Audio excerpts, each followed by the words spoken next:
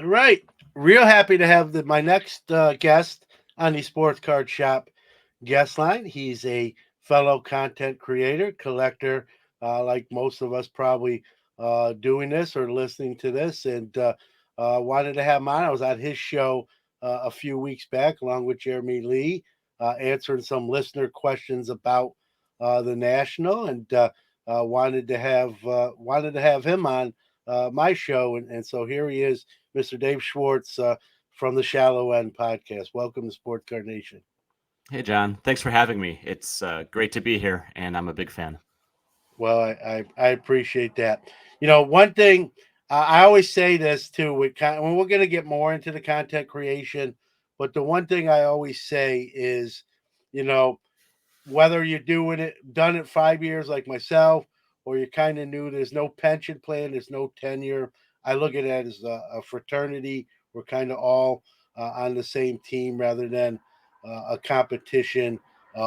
You sort of epitomize that. Even I say it, but you actually kind of walk that walk yourself, because you're so great at promoting everyone else's content, and it's refreshing. You don't see that, frankly, quite often. So I guess we'll start there, and then we'll get into the card. But kind of, where does that come from? Where you kind of lift everyone else up? Was that just kind of your mentality, how you were raised? Where does that get instilled from?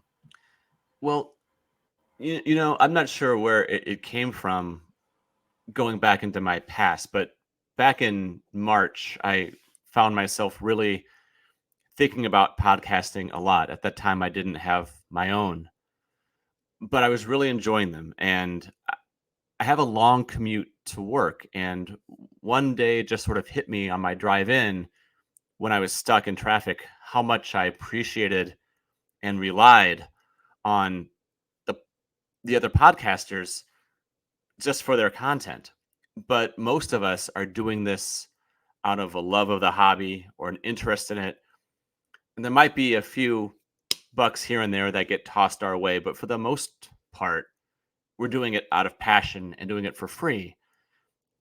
And there were a couple of podcasts at the time that had just sort of drifted off into outer space and were gone.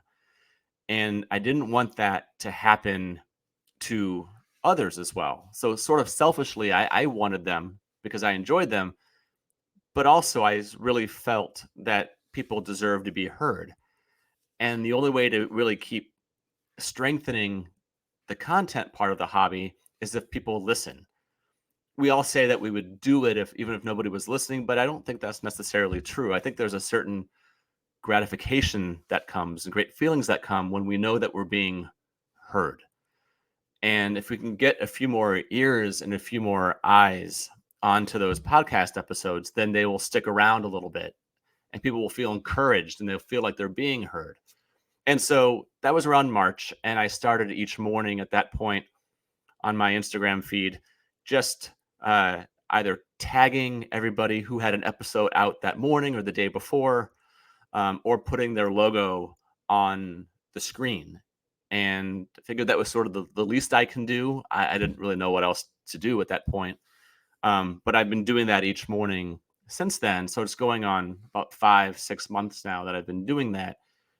And, I just, it's my sort of way of paying it back. What was given me in terms of entertainment and education about the hobby, me just trying to sort of secure others, has just sort of been my way of saying thank you. Well, it's like I said, it's refreshing. We probably could use more of it. I'm even looking at myself, and I think it says a lot about you, Dave, that you're like that and that you do that. And I don't know how much time it takes, but it's still, you have to take time out of your day to do that every day, as you say. It's not like hey, here's the podcast for the week. Here's today's lineup, and so the fact that you do that on a daily basis, I think, speaks volumes to the person you are. I want to personally, I know I thanked you off the air, but for those listening, thank you officially on the air for being like that. I think, again, it says a lot about you. And I think your podcast, for those that listen and hopefully more as well, will learn, what kind of person you are. Well, it's been my pleasure, and I enjoy your content and everyone else's content as well. And hopefully, as I get more comfortable with my own, people will start to enjoy mine as well. Yeah, no doubt. I believe that will be the case. And again, I've had the benefit of doing this almost 5 years. You slow build it, and then where we are today and where we were 3, 4, 5 years ago, not even close. So I always tell that to folks, like, it's nice to look at numbers, like you said. It's nice to know you're not talking to yourself, although I do that off the air. But sometimes we put too much, especially early on in the process. You got to kind of sort of pay the dues and then work your way up. So let's get into some cards. We'll get back into the content creation side, but kind of, you're a little bit of your hobby history, what you want to share. I'm sure you've shared it before. It's the kind of the standard podcast question, as you probably know. What you collect, how you got into the hobby, and that sort of thing. Sure. So I really got into the hobby a little bit around 1982, 83 when I was a kid, but then really just jumped headfirst into 1984. And from about 84 through 90, I collected pretty heavily. All my extra money, whether it came from mowing lawns or umpiring Little League Baseball or holiday gifts or whatever, I would just put back into packs of cards. Um, and then, like everyone else, I got a little bit older and discovered that going out with friends and driving was more fun. And then college happened, and then that was sort of it. I had a little dance with the hobby in the early 2000s where I just bought a couple of cards. I think one card actually stopped. And then right around 2011, 2012, I read a biography of Satchel Paige and just started looking on eBay to see what the costs of cards were, especially the 53 Satchel Paige. Um, and I thought, this is a lot more affordable now that I'm an adult with a job, right? But at the time, my kids were still pretty young, and it didn't feel like the right time to put my disposable income there. And then, so like so many others, it happened during the pandemic that I came back, where one weekend, my wife and my kids, we drove down to St. Louis. That's where I'm from, St. Louis. I live in Iowa now, but drove to St. Louis to visit my dad. And he was kind enough over the last 30 years, 25 years to never touch the right side of my closet in my childhood room. And so all the cards were still there, stacked the exact same way, um, in rows of boxes, some sets, some binders. And then, so I brought them all back with me. Uh, I've always been sort of someone who likes to organize things. So even back when I was a kid, I was putting my best cards into top loaders. And so the cards that were popular then, like the 83 Gwynn and Wade Boggs and, the 87 Barry Larkin and Barry Bonds, those types of cards, right? Um, they were all well protected. And so I sent about a dozen ish off to PSA when I got back. It was right before the big logjam happened. So I was very lucky to get them back in a pretty quick manner. I sold them all online except for one that I graded. The one that I kept was a 1991 Upper Deck Michael Jordan of him playing baseball. It was him at spring training with the White Sox before he actually retired and played. It was just him being a member of the Bulls, having some fun, joking around at Comiskey Park, right?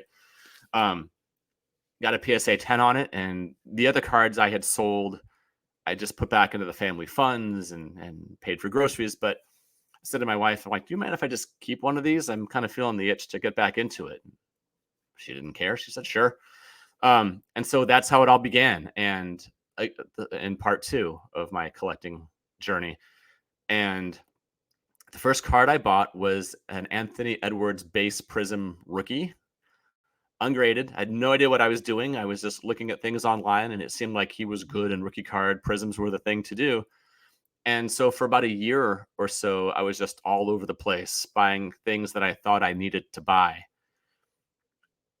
But what I discovered was after about a year, 15 months, 18 months, is that even though at this point I had accumulated some soccer, some football, some baseball, some basketball, at heart, I'm really just a baseball card collector. It's just who I am. So I got rid of most of the new ones as well and then refocused on baseball. And my sweet spot is really about 1980 through 2007. Um, I used to work as a sports writer, and so I covered baseball in Chicago.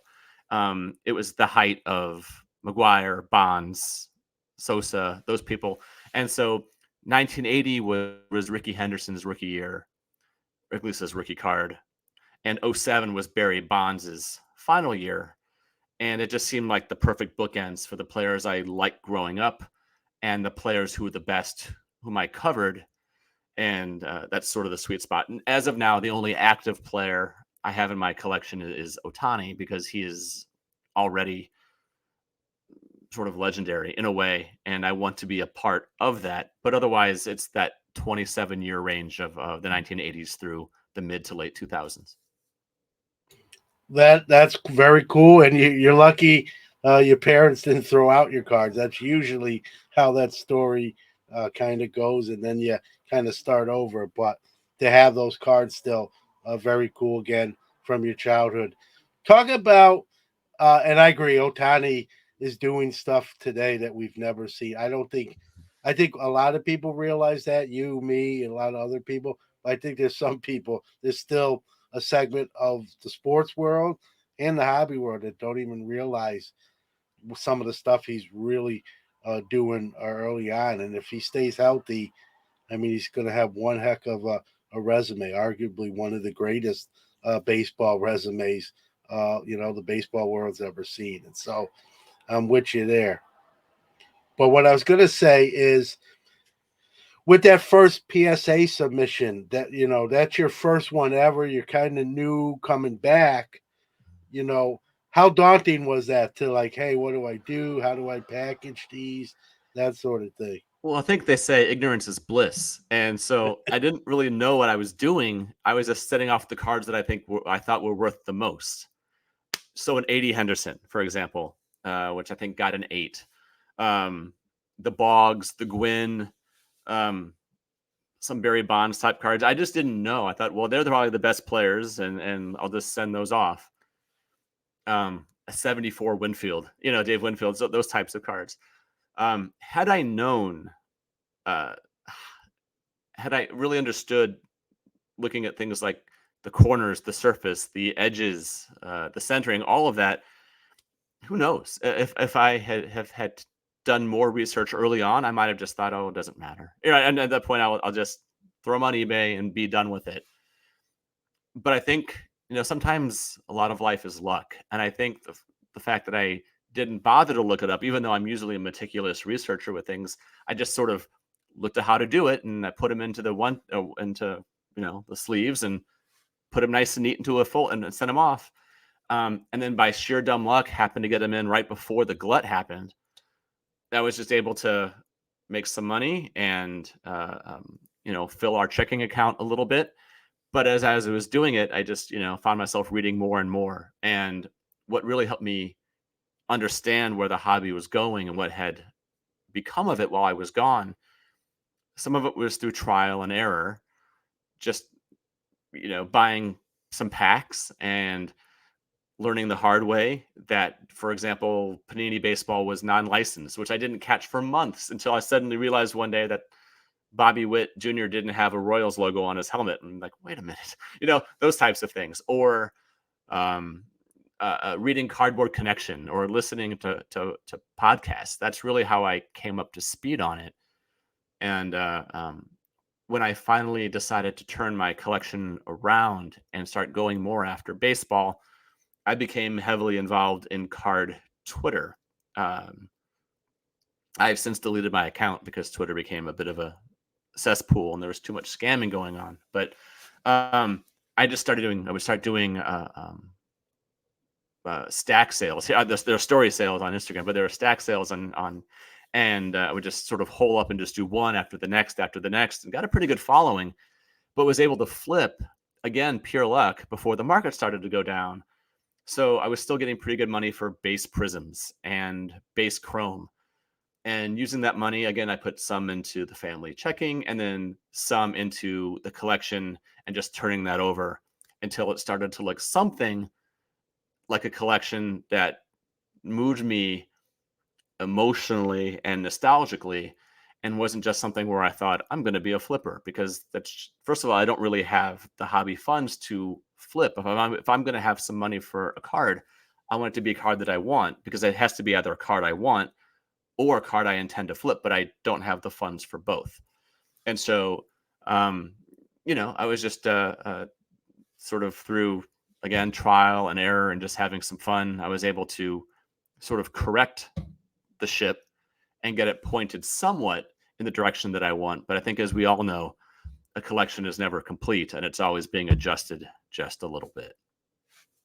Yeah, no doubt. And Dave, I've done this a long time, and I'm still learning. I learn every day. I always say on this show, when I don't learn something about the hobby, especially the hobby today, I didn't try hard enough that day or didn't pay attention. So, and learning by trial and error, I think anyone that's been in the hobby for uh, any amount of time can attest to learning through trial and error. And we get some W's, right? It's like to use a sports analogy. We win some and we lose some. We just hope we win more than we lose, and we're a little higher up in the standings. But we all take L's. That's one of my pet peeves with even content creation. I love to hear the stories of hey, I bought this for $5 and I sold it for, I got it graded and I sold it for 500. But I also appreciate the content creators, and it's something I try to do where you kind of tell both sides. Like, hey, I sold 150 Derek Jeter SP rookies because I thought he was just overrated Yankee shortstop. Which is something I did, and other things. And I've shared other, like kind of stuff I'd love to have mulligans on. And speaking of grading, when I first got into grading, I was very naive to the point where, like, I'd look at the card and I'd see something, maybe a defect or, a ding corner or something. And I would like give myself a pass, like, oh, they won't see that, or they won't do it, like, I don't know what I was thinking. And very early on with my grading, I was getting a lot of 7s and 8s, and like, what's going on? And then I realized, like, I'm giving myself a pass that they're not going to, and that you have to, you know, look under with magnification and kind of see what they're going to see, and then determine whether you want to. And so we learn, right? We always learn through the processes. Like you said, trial and error is the perfect term, because that's how we get better. That's how we learn. You mentioned, even learning from content creation, and same here as well. So, and kudos, the Henderson you mentioned, an 8. That's a very good grade for a Henderson rookie, as most people can attest to. Just super condition sensitive between centering and just the way the corners and whatnot. So an 8 in a Henderson rookie, that I would have sent it. It would have definitely been a 6 or a 7. So when I heard Yeah, you say that, I'm like, man, he right off of his first submission, he did better than I did in my first submission many moons ago. I bought that card when I was in high school, and it was in a screw down, and I never took it out of the screw down. So it just stayed in there. So I didn't have a chance to flub it up. I just left it, and I think the first time I ever unscrewed it was when I went to go send it in to PSA. And I think that is one of the few cards that I've sold where I wish I had it back. And there's 100 of them on eBay. You can always go back and buy a PSA 8, but it wasn't my PSA 8. But I wasn't at that stage of the hobby yet where I really cared about it. But I think at some point a card like that is going to make it back into my collection because it just has so many memories associated with it. Yeah, no doubt. And he's. I don't think he gets enough credit. I think he's an underrated player in the sport. And this is a guy with speed and power, has records for leadoff home runs and obviously stolen bases, and kind of gets overshadowed by long ball hitters alone. But Ricky Henderson was a tremendous ball player. I think what hurt him, Dave, I don't know if you agree, he kind of played for a lot of teams. And I think sometimes when a player starts to play for four, five, six, even more teams, people think they're worse than they are sometimes. Uh, and a lot of times sometimes that is the case. But I think Ricky Henderson's the exception to that rule. That he's just first ballot Hall of Famer, obviously. And I think sometimes people look at sort of the kind of bouncing around and kind of hold it against them rather than look at the stats. Yeah, I think you're right. I think that you're right that he is the exception. I think when you play 25 years as he did, and not many people can say they played 25 years in the majors, you're bound to play for that many teams because toward the end, each year, every team, and he played for the Angels at the end, the Mets, the Padres. I'm sure I'm forgetting some. I'm sure they all thought The Blue the Jays. Blue Jays, the Yankees. I'm sure at the Yeah, end they all thought, "Hey, Ricky, great career, you're done," and then somebody else would pick him up. yeah. But I do think, and friends and I like to have these discussions over beer sometime. But I always argue that he's one of the 10 best batters in Major League history. You always have to separate the batters from the pitchers, and I think he has to be one of the 10 best. He retired as the all time leader in runs scored, walks, stolen bases, leadoff home runs, multiple World Series. I mean, he had it all.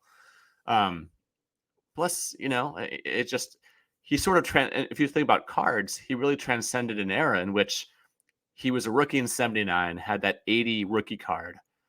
And some could argue, no one knows for sure, like when vintage ends, but some could argue that he was the last year of vintage and then played all the way through. I think he has cards in 2003 and 2004. I mean, by the time they have gold refractors, and he really sort of was that bridge between eras.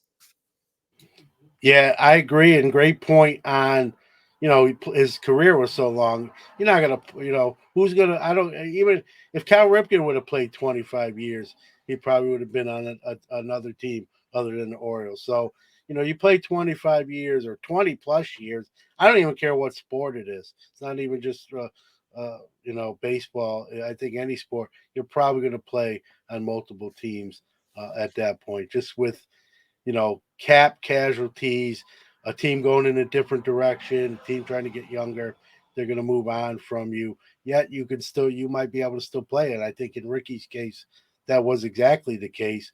And so there was that other team waiting to pick him up or acquire him in a trade and add them to their lineup. So I think, when you look at the record that you so eloquently pointed out, he's like you said, he's probably one of the 10 top position players, and I don't think a lot of people realize that or give him that much credit when they should. And I know people sort of pick on him too for not being a Mensa guy and that sort of thing. But the guy could play baseball like very few others could, and I think we have to look at that and give proper credit. And a little tip too for those listening: if you have a car that's been in a screw down, a lot of times you hear the horror stories, Dave. Someone unscrews them, they open it up. Excuse me, the cards kind of stick to each side, and you got two cards when you only want one. A tip that was taught to me. I don't want to, I can't even remember who told me. It was many moons ago. You unscrew the top left screw, and you unscrew the bottom right, and you take a blow dryer, and you kind of blow air into the top load or the screw down, and it'll sort of vibrate the card where it shouldn't stick to the screw down. I've used it. I've never had a card rip or tear or separate. I've not done that, and not every time. I don't want to say that, but I've had cards, stick to the screw down that's been in there, for 20 years, let's say. And so, someone taught me, someone told me do that. It works. Every time I've done it, I haven't had a disaster. So, I've also opened screw downs without doing that, and it was fine too. But if I'm leery that there might be a card that will get stuck to the screw down, I kind of employ that. Um, it seems to work. So there you go. Future screw down tip for you or anyone else listening that might have to get them out of there. And I probably somewhere here, I probably still have some screw downs hiding out with cards in them. But so what is your thoughts on grading? When it comes to like a PC, would you rather have the card graded raw? Does it depend on the card itself to you? It does. I prefer graded, but it's not a deal breaker if it's not. I like it for preservation. I like it because it fits better into my box. I like it because I know that someone else has looked it over, so I don't feel like it's a fake or it's a scam in some way. There's just a level of insurance and assurance there that I get from graded cards. Now, I don't need a 10, but you know, a 9 is fine, as they say. And um, the older a card gets, the more willing I am to have it be a lower grade. Um, like I said before, my sweet spot is 1980 through 2007, but I do dabble in vintage a little bit as well. And not emailed, I messaged on Instagram baseball collector Mike from I think the vintage whatever show is called. I'm blanking at the moment, but yeah, Golden Age of Cardboard. thank you, Just Golden Age of yeah, Cardboard, and I yeah. was looking into buying a low grade card, and I asked him, I said, should I buy just the raw card, or would you recommend I instead just buy a low grade with a copy I'm happy with and then crack it if I didn't want it into the slab? And he said, buy the slab and crack it because then that there's a less chance that it's been messed with. And so, yeah, I'm all in favor of grading. I can't speak to buying raw and then grading and flipping because I don't have the best eye for grading. But the more that I collect, the more that I really want it to be graded just because I like it to be standardized in my collection. Yeah, no doubt. And it's funny because I'm not gonna rehash it, but when I first started grading, I had a terrible eye. I was giving myself passes on stuff I shouldn't, and I learned to sort of hone that skill. It's like you go in the alley and you keep getting beat over the head with a club. You're gonna stop running into the alley blind. You're gonna figure it out. Took me a little bit, but I did. And I was so I'll start out with a stack, a large stack, and then by the time excuse me, I'm done, it's a much smaller one because you know, if I can see it with the naked eye, I look everything over with the naked eye. If I can see it with the naked eye, they're going to see it obviously under magnification. I think we got to be honest with the condition of cards. It's a skill. I didn't fix it overnight. It took like going back to trial and error, Dave. It took a lot of errors to finally figure it out and the light bulb to go on, and be give honest assessment of my stuff. And even now, with as a bulk subber, right? So people will ask me, John, what do you think of this? What do you think it'll get? Now it's all subjective, right? I can tell you, I think it's an 8. I think it's a 9. If it's maybe older, hey, it's a 4 or 5. I'm not the grader. I always, let the person know. But I've done it, I think, enough now where I kind of have a little more knowledge to kind of give that assessment. But again, it's really in the eyes of the grader at that time. So I always want It to is, and reiterate that. I think you're right. And I also realize that for the 99.99 repeating percent of us on Earth who are not professional graders, who aren't using these super microscopes to stare down and find imperfections, we're not going to see it. And when people pop up and say, you know, PSA or Beckett really got one over on me, how could this not be a 10? First of all, how are we supposed to see that on Instagram? We can't see it. And second, you probably missed something. Or third, it is subjective. Like you said, it might be a perfect card, and who knows what kind of mood the grader was in that day. And unless you're going to go with something like Tag, right, which has, which is the AI and has this really fantastic ability to replicate its same score over and over. It's pretty fascinating. If just like a baseball umpire, they're going to make mistakes. Sometimes, most of the time, they will call it right, but sometimes they will call it wrong. And that's why, me personally, when I go for cards now, I will try to buy them already graded, because that way I don't have to pay for the grading, and I already have an idea of what it's at. Because I don't know, I think my biggest flaw in the hobby, I know my biggest flaw in the hobby is that I'm impatient. And I will sometimes just, even now, will take things to my LCS, um, and have them send it off to PSA. And on multiple times, this guy who I'm friends with there, who does their grading submissions, will say, "Are you sure you want to send this?" Because he'll look at it and immediately, because he's done this for a long time, he immediately knows it's not going to 10. And I'll say, "Oh yeah, I just want to have it graded in my collection." He'll say, "All right," and he'll just go ahead and do it for me. And then on the drive home, I just kick myself, saying, "Why didn't I just spend an extra $10 to $50 on the card that was already in a slab, and I know what I'm getting?" And I think as I move forward in the hobby over the coming months and years, I think the more patient I can be and relying less on instant gratification, I think I'll be happier with how my collection turns out. Yeah, no doubt, and you make a great point too. We grading has that financial aspect, and listen, we both know, as everyone else, it's a big part of why people grade. But there are, you make a great point. I do it too. I send cards in for grading that I have no intent to resell ever, or flip, and they're just staying in my PC.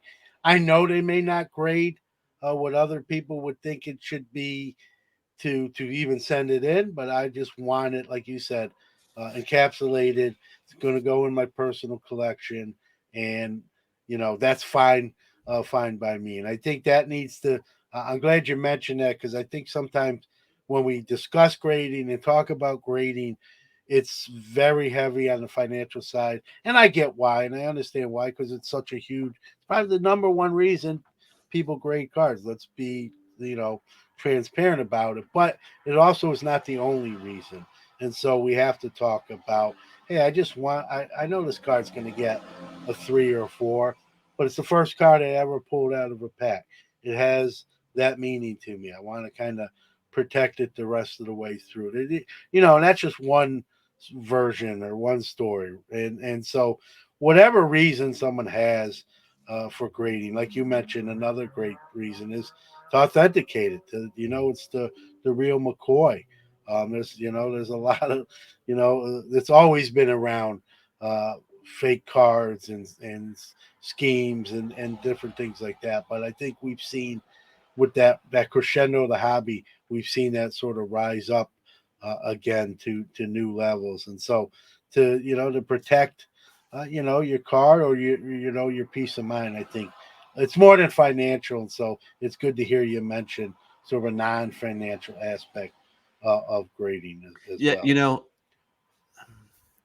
there was when I at National a few weeks back, I was digging through a discount box, which I don't do a lot. I wasn't there for very long, and I don't also have the patience a lot for dollar boxes and discount boxes. But I went through one, and I found a 2002 Topps Chrome Gold Refractor of Frank Thomas, and it was, I think, 10 to 20 bucks, and this was great. It was clear that the card wasn't mint, and it would not have been, and it was a dealer. They would have known not to put it in the box if it was mint, unless it was one of those tactics where they put the fancy card in there so that everyone else comes over to look for the next great treasure. But I actually, that's one I actually did send off when I got back for grading, knowing good and well it's probably going to be a 6 or a 7, but this was a playing day gold refractor of a first ballot Hall of Famer. And just to protect that, that was my goal. I said, this is a card that should be protected. And years from now, when I'm done with the card or done with my collection, even, I might be 75 years old, like Jeremy Lee says, and it's time to cast it off. Then somebody else at that point, that card will be 40, 45 years old, and it will be a protected gold refractor of one of the greatest players of his generation. And to me, that's worth it as well. Just the preservation, almost like a museum piece. Yep, yep, I agree. And I have cards that would fit that description of what you just said. Like, hey, I'm keeping it for the uncertain future, if ever, and I just want it. I want it kept in the condition it's in now, rather than get beat around in a box or whatnot, or just even hey, I want to have it on display. And what better way to put it? Have it on display, but in a graded card case. I want to segue into the national. You mentioned your trip to Nashville.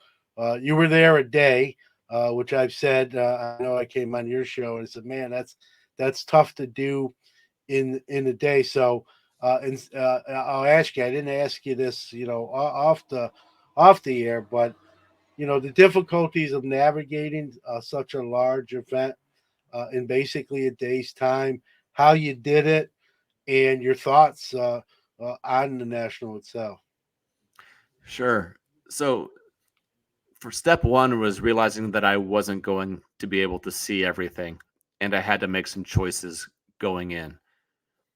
I knew I wanted to get some stuff. I brought, I don't know, 15 to 18 cards that I wanted to trade or sell. And so I did a lot of preparation going in. And one thing that I did for that is that the cards that I wanted to mostly just get rid of out of my collection were Nolan Arenado. Is someone who I collected for a while and I just sort of lost interest in. And so I mapped out about 12 to 15 tables of dealers who were from St. Louis or Colorado. And almost like the way Bill Walsh used to script the first 10 to 15 plays of a football, I've scripted those are the first tables that I'm going to hit.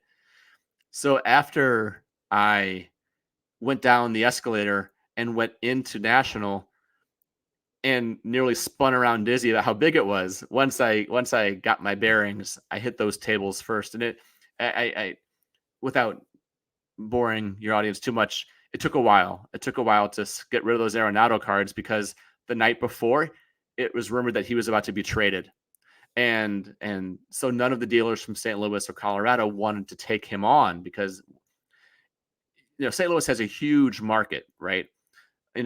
Because they have a lot of the South. And so even dealers in Arkansas where they have lots of Cardinals fans, even they would say, I don't want this. I won't be able to get rid of it if he gets traded. And it sounded like he was going to the Dodgers. Now that didn't happen, but nevertheless, it made my time more complicated. But just to sort of make my time more efficient there, I mapped out where I wanted to go first. There's some people who I talked to online a lot for Instagram, and I sort of knew I wanted to connect with them. Wasn't able to see everyone. There just wasn't time. But those who I wasn't able to meet up with, there was no ill will on their part or my part. That was just the nature of how big the show was and how much there was to see and do while we were there. So I realized I wanted to get rid of some cards. I wanted to buy some cards. I wanted to trade for some cards, and I wanted to meet some people. And that was it. But that also meant I had to cross some things off. I didn't walk through corporate. I didn't walk. I'm not a breaker anyway, or I don't do any breaking. But I didn't even walk by there because I just didn't care enough to see it. No autographs. I didn't get to see any of the panels. I wish I had at least gone to a couple of the panels, maybe one panel just to experience it. But there's always next year. And part of the fun of it is just realizing what I do want to do next year. I think so. I got there on Thursday night, about 8:30, which was halfway through the official trade night. Parked illegally somewhere, walked over, walked right into trade night. It was after the Lions had all died down. I basically walked straight in. Immediately started seeing people who I'd recognized from their own content and YouTube pages and other people, and saw a friend, an Instagram friend right away. Made a trade, bought a card, um, and then had all day Friday on the floor.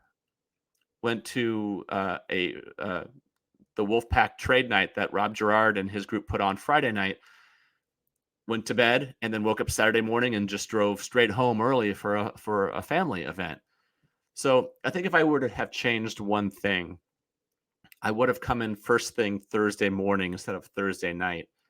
I couldn't, again, because of a family thing, and that's great, no regrets. But even just having 2 days on the floor instead of one, I think would have allowed me to see more, certainly, just to experience it differently. So if I'm able to make it to Cleveland next summer for the next national, I'll just give myself a little bit more time. Yeah, no doubt. And I'll make you feel a little bit better, Dave.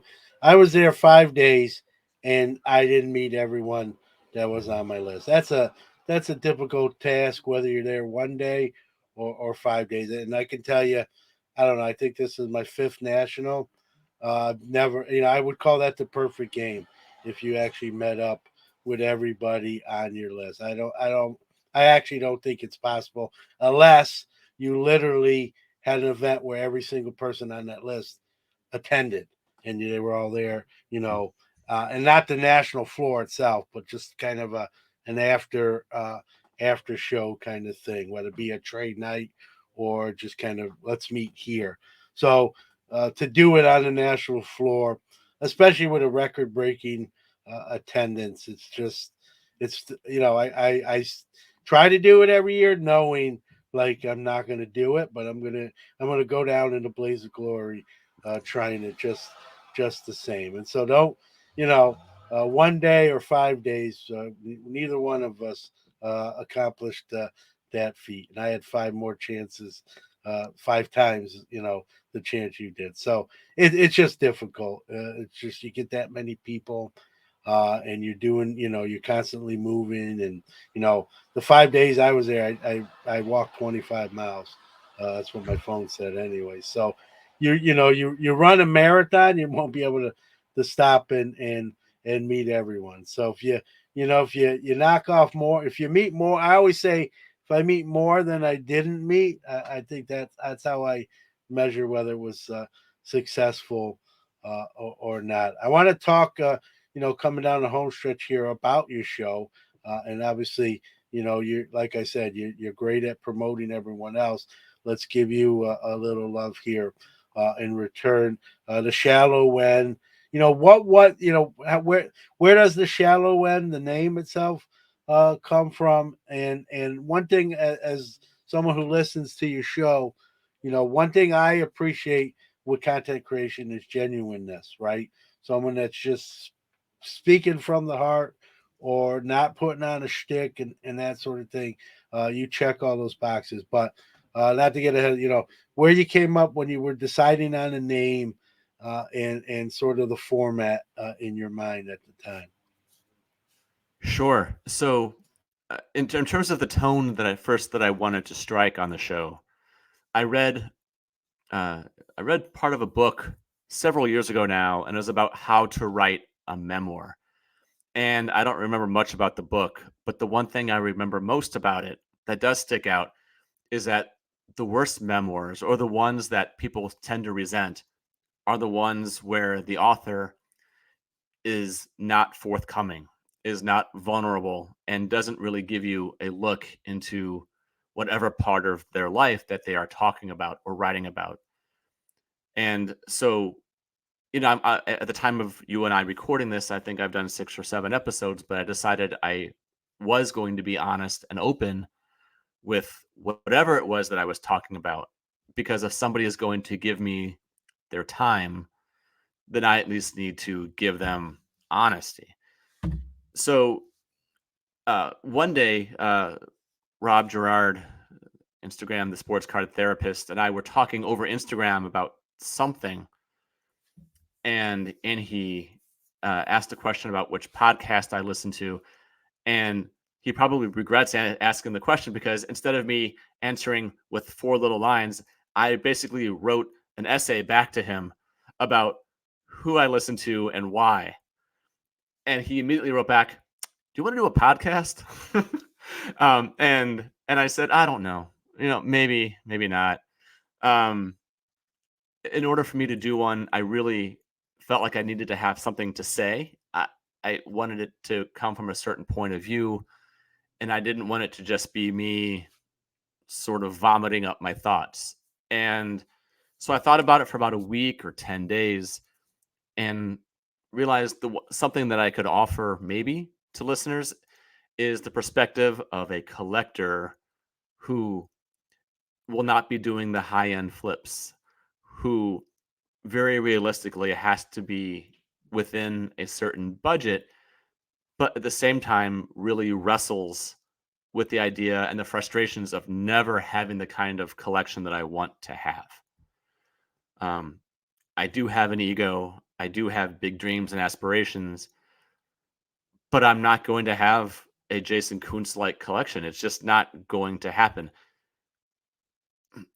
I will never fight off FOMO. I just have to deal with it. It's always going to be there. And so, hence the name The Shallow End, which is where I operate. And it doesn't mean that I don't have a few cards that are in the 3-digit range, and even a couple that have grown in value to the 4-digit range. It just means, for the most part, if you were to look through my watch list on eBay, it's $8, $20, $15. And even before I pick one of those cards to either buy it now or make an offer that's $2 off, I still sit there and I way overthink it. I think about it for too long, because if I get this 1983 Topps Dave Parker, that means I can't get the 81 Dave Concepcion. It's that sort of a thing. So you have to make all these trade-offs. And so I told Rob, the podcast, The Shallow End, if you search Spotify or Apple Podcasts, you might not find it. It's actually part of the Wolfpack Network podcast, and it's under that umbrella. That's where it is. I told him that's what I tend to focus on, and I might stray here and there, and certainly I will. I have lots of interest in content, and so sometimes I actually do a podcast about podcasts. Very meta. So it's that sort of a thing. But where the name Shallow End comes from is because, metaphorically, that's the end of the pool that I collect. And nothing wrong with it. I buy the same cards, right? We probably bid against each other in a couple of those eBay auctions, right? 8, 15, 20, $25 for sure. And our watch lists are probably more similar than we even realize. And I think, the hobby is just like the tagline shows, the hobbies of people. Everybody, whether it's high end, mid grade, low end. I don't even like the term low end. Like it's, I Right. buy that stuff. It's like I say it, then after I say it, I'm like mad at myself for kind of I don't care what price level. Probably that's the best way to say it, Dave. We're in the same fraternity. We have that passion for collecting. A lot of it comes from being sports fans. I think first, I won't speak for everybody, but I think in a lot of cases that's uh, the case. And so I don't look at someone who buys, a $2 card or a $2,000 card. To me, we're still engaging in the same hobby. So, and at different times, we have our incomes might be, we might have more discretionary income one week than another week, and we have to kind of pivot into what we're buying. I've said on my show 3 months before the national, I actually stopped buying cards and start just putting money away and getting ready and to buy a few cards there that my PC's Hall of Fame graded rookies. So um, I always try to get one or two at each national, but I have to shut down buying about 90 days out from the event to really sort of have the ability to do that. And so I fully get that. And then even after the national, like there's a little bit of a shutdown, and then slowly, you build the coffers, the war chest back up, and you're Hmm. like, hey, I'm gonna start looking at some stuff, or maybe even something. Hey, I didn't get that at the national, but now I want to kind of retarget it and see if I can get it, online form, if you will. But there's nothing that can replace an in-person transaction, whether that be just a conversation or an actual purchase or trade of a card. And that's what, the national and other shows do for us. So, with the content creation, we've seen a lot of new shows. I was a new show a while back. I get asked sometimes. I know I spoke to you a little bit. Hey, what do you think it is, or any advice? I always just say have fun and be genuine, because that's where you start. And other than that, I don't. It's people's show. But we've seen a lot. I'll say it. We've seen a lot of new shows that maybe aren't like Dave Schwartz, and there's a little bit of, I don't know. I'm trying to say this in a nice way, but maybe not as genuineness, or I know the crossover talked about this recently, using the term clout chasers, which I've heard. And you see, you know and listen, I post pictures from the national of me, with people, but I like to post pictures with people I know and have a relationship with, in some form or fashion. Well, we're seeing some of these new folks, it seems like they're just tracking people down for photo opportunities to sort of build that street cred, if you will, and not do it in an organic way, which I think I try to do. The only time I've taken a picture with someone I really don't know, uh, or have a relationship, it's probably like an athlete that I ran into or our paths crossed, and like, hey, can I get a picture? But like, other than that, and I don't feel like someone says, "Oh, you're a hobby celebrity, John." And I laugh at that, because like I can go to my supermarket here and no one's saying, "Hey, man, are you John Newman from Sports Card?" As I put my milk in my that, to me, a celebrity is when you get recognized almost no matter where you are. You're an actress, a musician.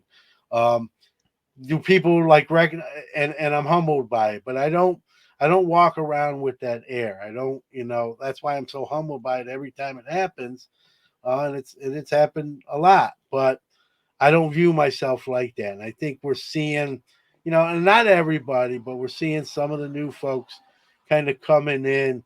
And I think it's more about that. They feel like, hey, I got to be next to this person, and then people will take me more seriously. And I don't even, I'll stick up for them in this sense, Dave, and then I'll get your take.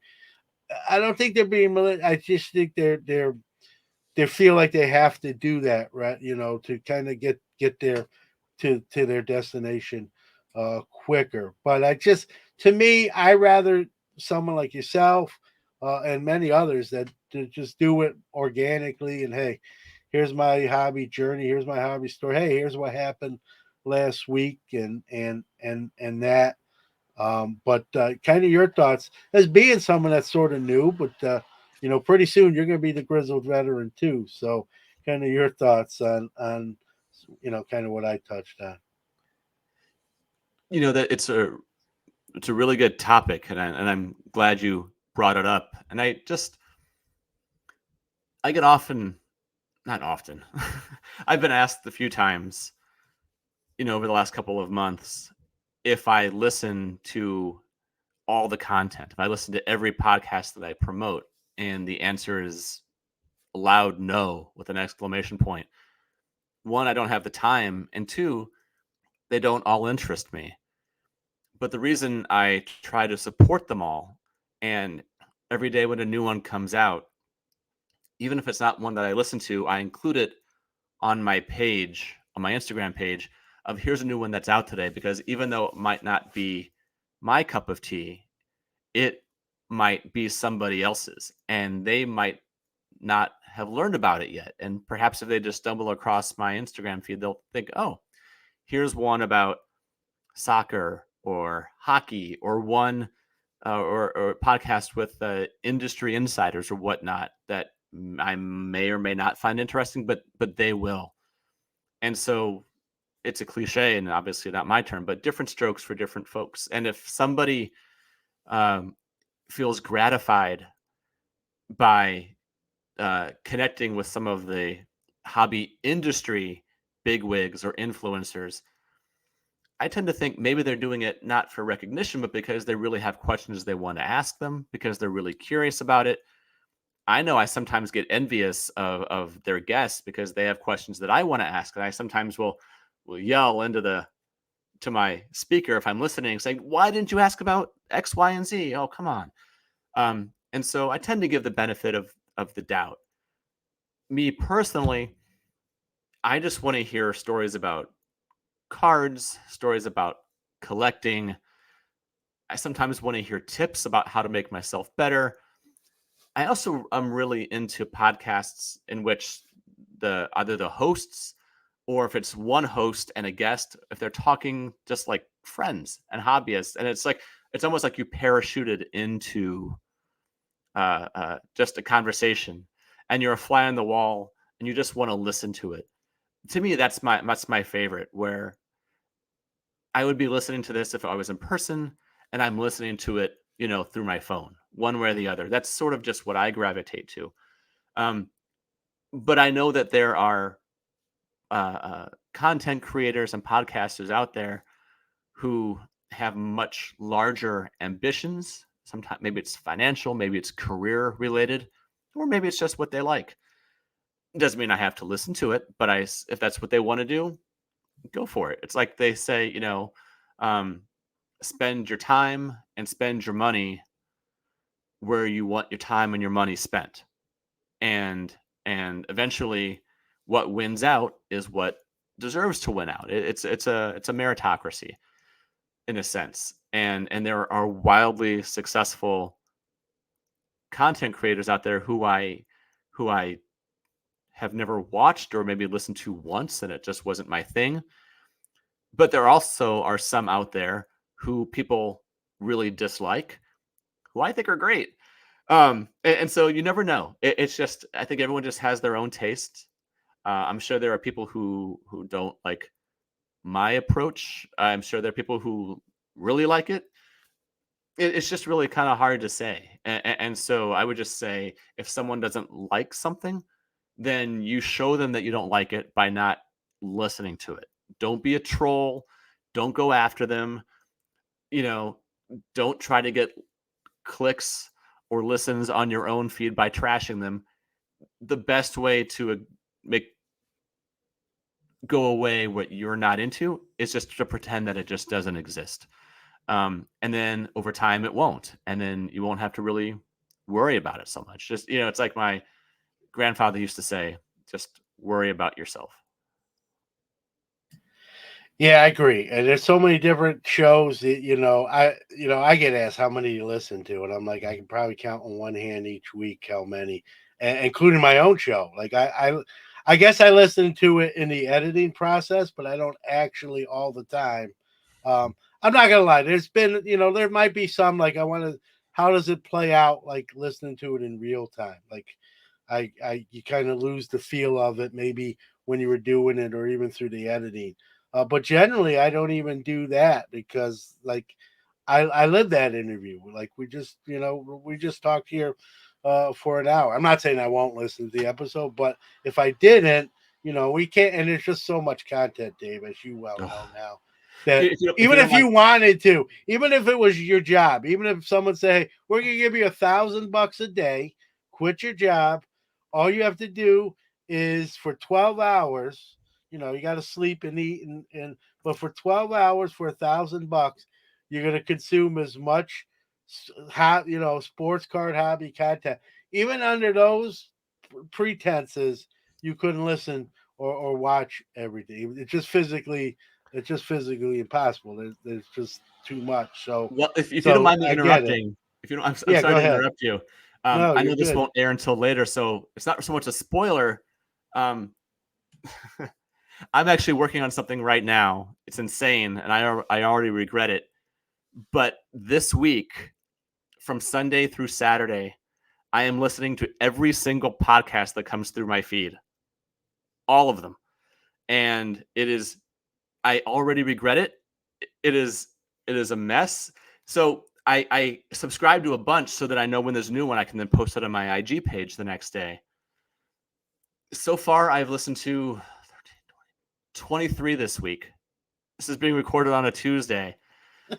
I am going to be writing an sort of a diary of how it's going. and I it's miserable. So John, I support your assertion 100% that nobody should or can listen to that much content, because I will never do this again. I'm And doing this. some people in the military would call that a form of torture as well. Exactly. The truth be I'm told. doing this for science, for the good of the hobby, but never again.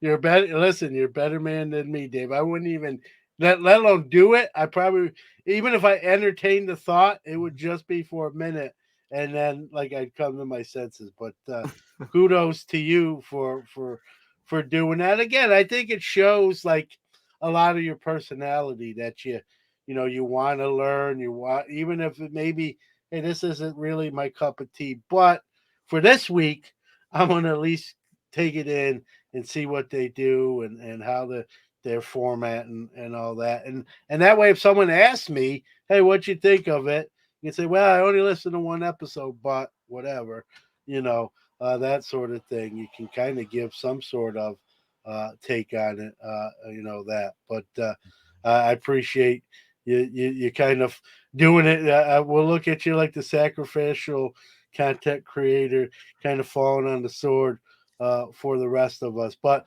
enough about everyone else. Number one, thanks for coming on. I'd love to have you back on, and we can even talk more. But give out, as I always do with every guest on this program, give out your social medias, where your show can be found. I know it's on the Wolfpack Network, so you can make sure you steer everybody in the right direction so they can find your content, which I'm a fan of and and I'm sure many others and more as the show grows as well. So take your time, no rush. Give out all that info that you want to share. Thanks, Sean. I appreciate that, and I appreciate you. You can find me on Instagram at Iowa_Dave. I also run the website hobbycontent.com.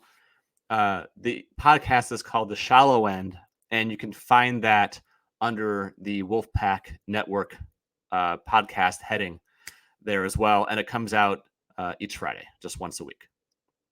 There you go, along with this show. So you'll be competing, although I don't look at it that way, but just tongue in cheek. You'll be competing with yourself when this show comes out on the Friday. But or as I like to more say, there's two places to hear you rather than one that day at least. So that'll be very good. Well, Dave, I don't need to tell you this, man. Keep up the great work. It's refreshing what you're doing compared to sometimes what we see. And just want to say I appreciate you. And again, we'll have you back if you're willing to come back. Anytime, John. Take care. All right.